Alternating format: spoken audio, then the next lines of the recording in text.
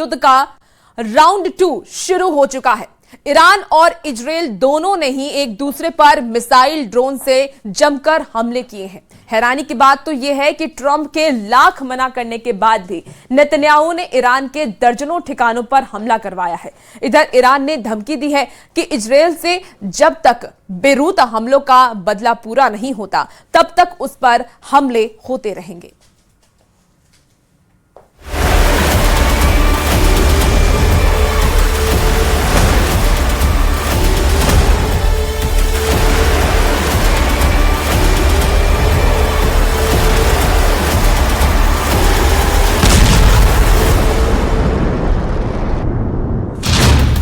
Iran का operation नसर शुरू। 62 दिन बाद इजराइल पर हमला।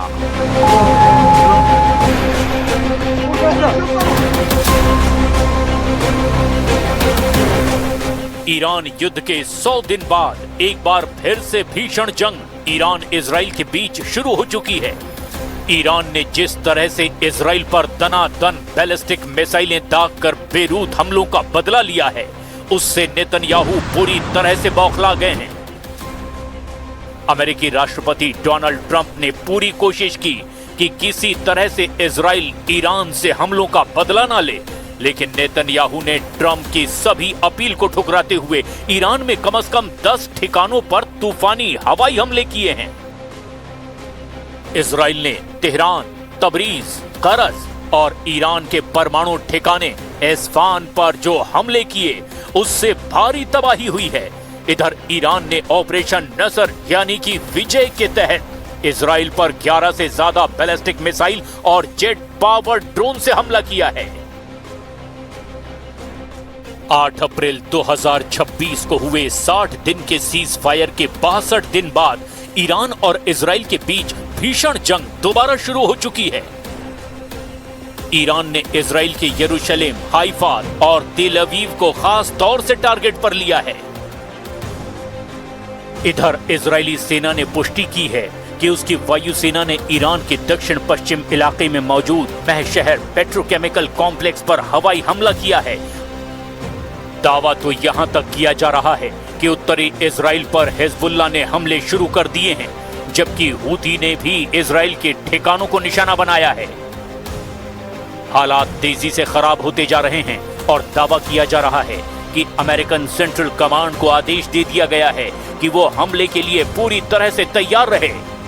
यानी अब हालात तेजी से बदलते जा रहे हैं, लेकिन हम शुरुआत कर रहे हैं ईरान के उन हमलों से जिसने इजराइल को मजबूर कर दिया है कि वो ईरान के हमलों पर जबरदस्त पलटवार करे।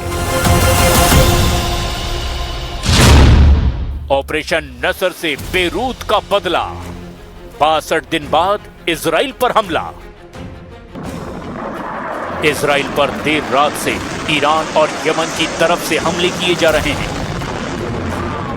यमन के बाद ईरान ने एक बार फिर से भारतीय समय के मुताबिक करीब 9:45 के आसपास इजराइल की तरफ बैलिस्टिक मिसाइल हमले किए। इजराइल डिफेंस फोर्स यानी आईडीएफ ने इसकी जानकारी दी है।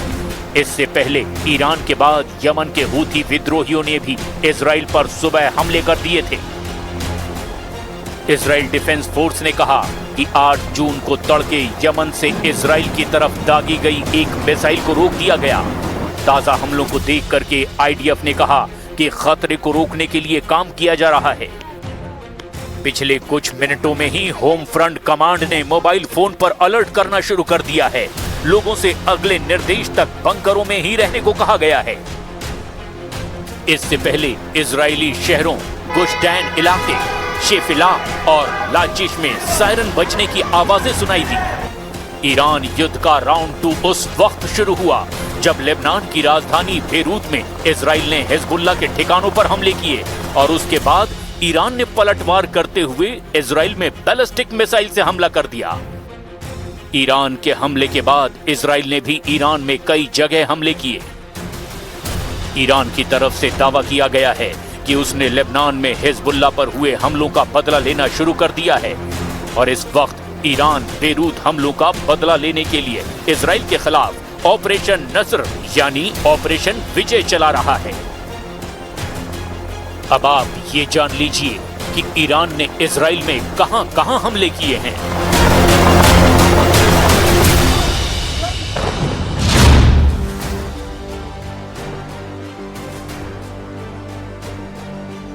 ईरान का मेन टारगेट मुख्य उत्तरी इजराइल के नाजरेत के पास मौजूद रमात डेविड एयरबेस था। ईरान का दावा है कि लेबनान पर हमला करने वाले इजरायली लड़ाकू विमानों ने इसी बेस से उड़ान भरी थी, जिसका उसने बदला लिया है।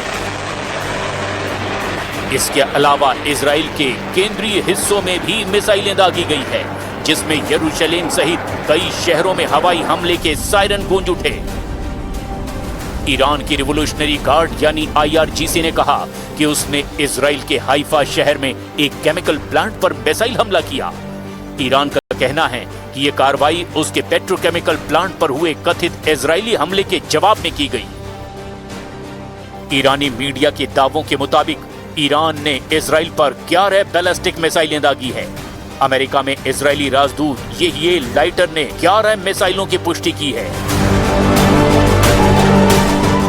इजराइल के एयर डिफेंस सिस्टम एरो 3 और आयरन डोम ने ज्यादातर ईरानी मिसाइलों को हवा में ही इंटरसेप्ट कर लिया।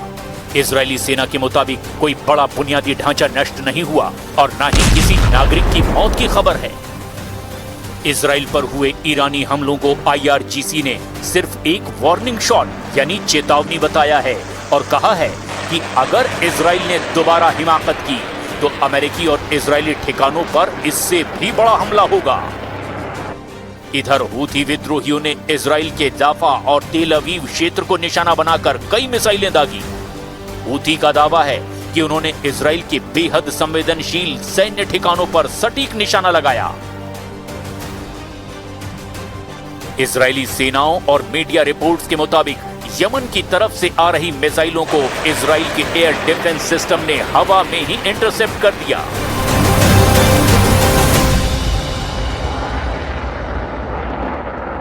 کودککش صهیونیستی با عبور از همه خطوط قرمز و افزایش حملات در جنوب لبنان زاویه بیروت را هدف قرار داده است. قبلا اخطار داده بودیم در صورت گسترش جنایت در زاویه بیروت اهدافی را در سرزمین‌های اشغالی مورد هجوم قرار می‌دهیم. ارتش صهیونیستی باید حملات خود به جنوب لبنان و زاهیه را متوقف نماید و در صورت گسترش حملات خود به آن منطقه و یا پاسخ به اقدام ایران با ضربات کوبنده تر و پشیمان کننده روبرو و حملات ویرانگری علیه رژیم و حامیان آن آغاز خواهد شد. ईरान पर मत करो हमला, ट्रंप की अपील को नेतन्याहू का ठेंगा। ईरान युद्ध में सेकेंड राउंड अटैक से अगर सबसे ज्यादा कोई नाराज और खौफ में है तो अमेरिका के राष्ट्रपति ट्रंप को पूरा यकीन है कि कतर, पाकिस्तान और ओमान की मध्यस्थता के जरिए वो ईरान से एक ऐसा समझौता कर लेंगे जो ईरान के लिए बहुत बड़ी हार साबित हो सकती है। इसीलिए जैसे ही ईरान ने इजराइल से बेरूत पर हमले का बदला लिया, ईरान ने ट्रंप के मिशन को ठेंगा दिखाते हुए इजराइल पर ताबड़तोड़ मिसाइल हमले शुरू कर दिए। इन हमलों के तुरंत बाद राष्ट्रपति ट्रंप ने ईरान को चेतावनी और धमकी देने की बजाय इजराइल के पीएम नेतन्याहू को धमकाना शुरू कर दिया कि वो अब ईरान के हमलों का बदला ना लें। ट्रंप ने फाइनेंशियल टाइम्स को दिए इंटरव्यू में साफ कहा, ईरान पर मत करो हमला। ट्रंप ने नेतन्याहू को धमकाया। नेतन्याहू के पास अमेरिकी डील मानने के अलावा कोई रास्ता नहीं होगा। फैसले मैं लेता हूं, नेतन्याहू फैसले नहीं लेते। ट्रंप ने एक्सियोस के पत्रकार बराक राविद को दिए फोन इंटरव्यू में कहा कि वे तुरंत नेतन्याहू यानी बीबी को कॉल करके ईरान पर पलटवार न करने के लिए कह रहे हैं। ट्रंप का कहना था, दोनों ने अपना अपना शौक पूरा कर लिया। इजराइल ने स्ट्राइक की, ईरान ने भी कर दी। अब हमें एक और हमले की जरूरत नहीं है।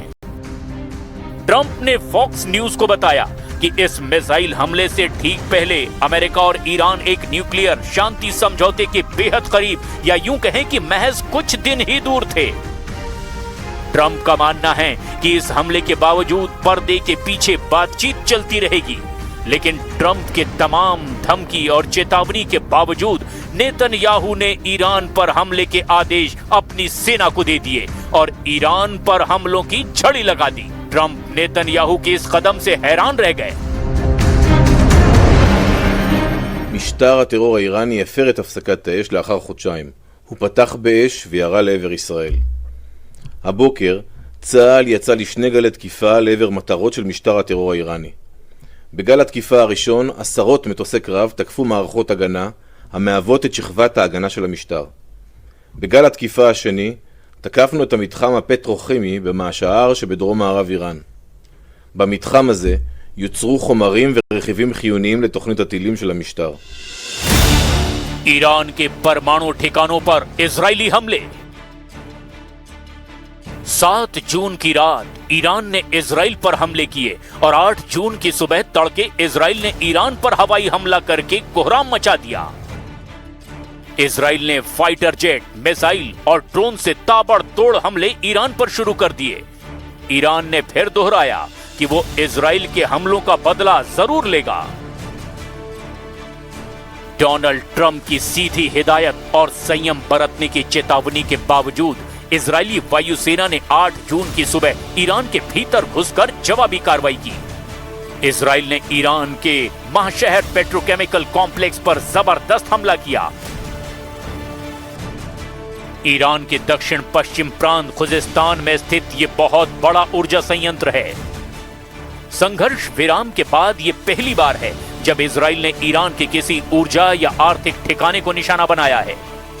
इसके अलावा ईरान के मध्य और पश्चिमी हिस्सों में भी missile launch sites, radar system और सैन्य ठिकानों को निशाना बनाया गया। ईरान के तेहरान, इस्फान, कारज और तबरीज शहरों में तेज धमाकों की आवाज सुनाई दी। ईरान के रेवोल्यूशनरी गार्ड्स के मुताबिक इजराइल ने एयर लॉन्च बैलिस्टिक मिसाइलों यानी ALBMS का इस्तेमाल भी किया। इन मिसाइलों को इजरायली जेट्स ने ईरान की वायु सीमा के बाहर या सीमा के नजदीक से दागा है। ईरानी अर्ध सरकारी समाचार एजेंसियों फार्स और मेहर ने पुष्टि की कि मां शहर पेट्रोकेमिकल प्लांट के कुछ हिस्सों को नुकसान भी पहुंचा है। हमले के तुरंत बाद ईरान ने तेहरान के इमाम खुमैनी अंतर्राष्ट्रीय हवाई अड्डे के आसपास का पूरा एयर स्पेस बंद कर दिया। हालांकि ईरान ने अभी तक अपने किसी सैनिक या नागरिक के हताहत होने का कोई आधिकारिक डेटा जारी नहीं किया है।